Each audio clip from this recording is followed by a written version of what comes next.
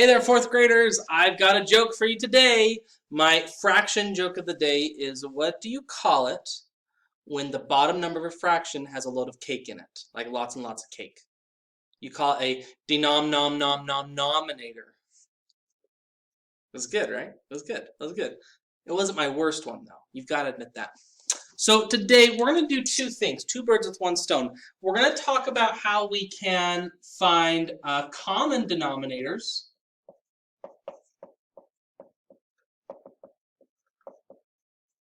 And then how we can compare fractions.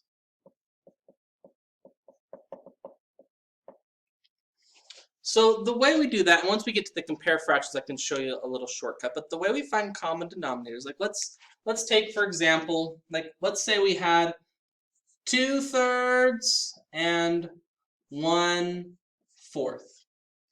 So if we're trying to find these numbers with common denominators, what we actually need to do is we're going to find out where thirds and fourths overlap.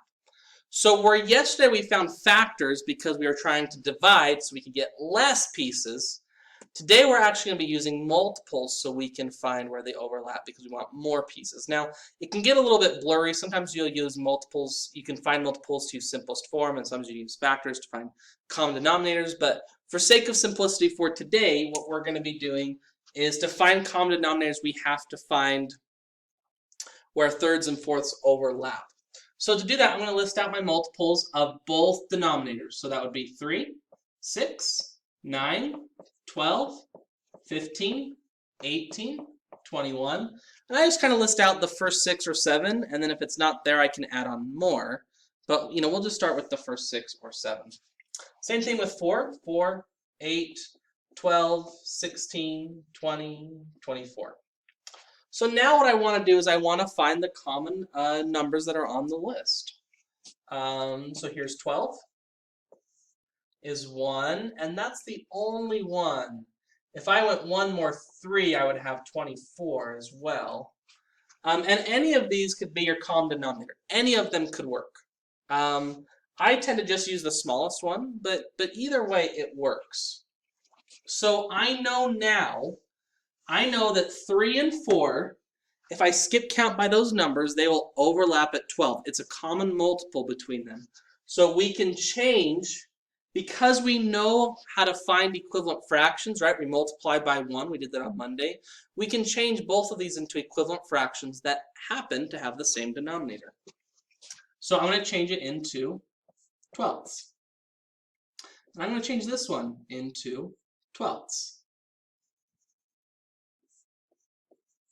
So what I do is I ask myself, to change thirds into 12ths, what did I multiply by? For me to get from 3 to 12, what did I multiply by? I multiplied by 4. And so remember that if I multiply by 4 on the bottom, it needs to be 4 on the top because that 4/4 has to be equal to 1. It has to be equal to 1 whole because I want to multiply by 1 to keep it the same. So 2 times 4 equals 8. So 2/3 is equal to 8/12. This next one, I just ask myself, to get from 4 to 12, what did I multiply by? What do I have to multiply by to get from 4 to 12? I've got to multiply by 3.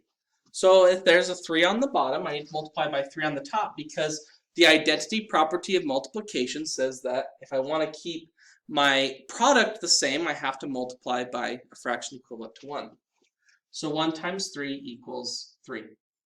So that means I can rewrite 2/3 and 1/4 as 8/12 and 3/12. The 2/3 goes with the 8/12 and the 1/4 goes with the 3/12. Now that comes in handy when we're comparing fractions, because before, when I was just looking at 2/3 and 1/4, it can be kind of hard for me to know which one is bigger or smaller. But when they're the same denominator, I can say, oh, actually 8/12 is quite a bit bigger, which means that 2/3 is quite a bit bigger as well. So that's how we find common denominators. Step 1 is you list out the multiples of both denominators. Step 2 is you find where those denominators overlap. And then step 3, you change each fraction to be an equivalent fraction that has that new denominator. And that's all you do. Let's try another one.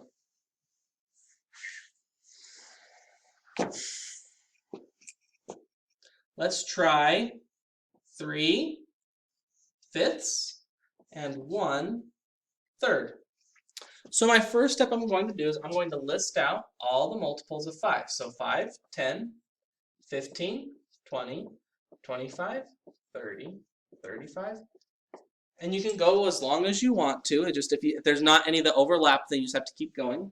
And I'm going to list out multiples of 3, like 6, 9, 12, 15, 18, 21. I could keep going. Now on these two lists, do you see any denominators that, or any numbers that overlap? I see 15. So 15 means that that will be my new denominator. So to do that, I'll just erase this so I've got my space here, is I know I'm trying to change 5 or 3 fifths into a fraction that has a denominator of 15ths. So to do that, I just think to myself, well, to get from 5 to 15, how do I get from 5 to 15? Using multiplication. You can multiply by 3. And that identity property multiplication says that if there's a 3 on the bottom, it needs to be a 3 on the top. So we can keep this 3 fifths equal to the same amount. So 3 times 3 then equals 9. So 3 fifths is equal to 9 fifteenths, and it has that common denominator 15 that we're going to do with the third. So let's do the same thing here. I know, so 1/3, I know my new denominator is 15. It's my outcome. It's my new denominator is going to be 15. What I have to figure out now is what my numerator is going to be. So to figure that out, I asked to myself, well, to get from 3 to 15, what did I multiply by? Just ask yourself that. What do we multiply by to get from 3 to 15? And if you said 5, you would be correct. 3 times 5 equals 15. So if I multiplied by 5 on the bottom, I need to multiply by 5 on the top. And then 1 times 5 is 15. Or 1 times 5 is 5. So now I have 3 fifths and 1/3 are now written as 9 fifteenths and 5 fifteenths. Notice that 3 fifths is equal to 9 fifteenths and 1/3 is equal to 5 fifteenths. So now this makes it really easy. If I'm comparing less than, greater than, or equal to, I know that 9 fifteenths is greater than 5 fifteenths. Yeah, let's do one more.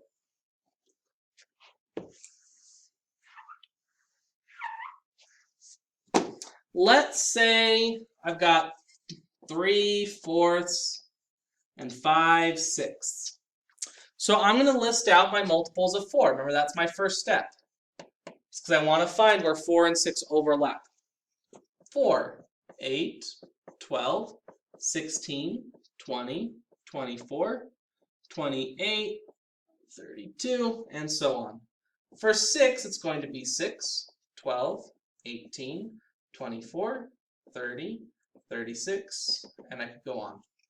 So this one actually has quite a bit of overlap. I've got 12 and 12 are both equal there, are both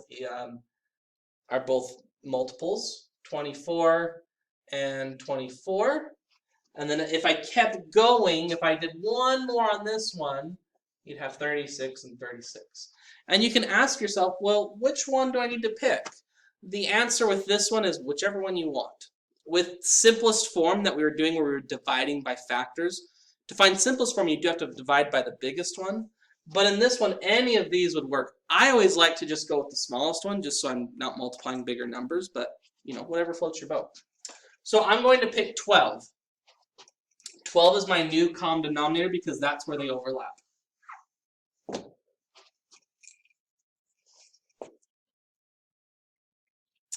All right, so 3/4 is equal to a fraction with 12, and 5/6 is equal to a fraction with 12. Well, to get to 4 through 4 and 12, I know that 4 times 3 equals 12. So then on the top, because it's 3/3, 3 times 3 equals 9. So 3/4 is equal to 9/12. And then I also know to get from 6 to 12, that's a multiply by 2. So to keep the identity property of multiplication, I can do 2 halves and then get to 10. So I now have 9/12 and 10/12, right? The 5/6 is equal to 10/12. 3/4 is equal to 9 halves. So I know, and then I can compare it and say 10/12 is bigger than 9 halves. But that's how we find common denominators. Now, this is like the really technical way. There's a few not really shortcuts, but there's a few, I guess, mental hacks that we could use. Let's go back to that 3/4 and 5/6 example. Now, every number is going to overlap. Like, if you have fourths and sixths, they will overlap at 4 times 6, because 4 times 6 is the same thing as 6 times 4. So if you want a quicker way of doing it, you could say, well, hey, I'm going to look at my fourths, and I'm going to look at my sixths, and I'm just going to multiply 4 times 6. Because 4 times 6, 6 groups of 4 is going to be a multiple of 4, and 4 groups of 6 is going to be a multiple of 6. So that means my new denominator could be 24. And if you remember that list I had a minute ago, 24 was one of the ones that I circled. So that's an easy way to do it, because to get from 6 to 4, I just multiply by 4/4. To get from 4 to 24, I multiply by 6/6. So then I would have 18 24ths and 20 24ths.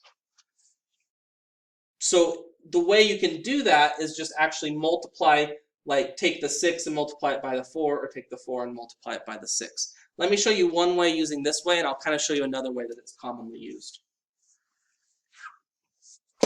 So then let's say I've got like, I don't know, like 2/3 and 4/5.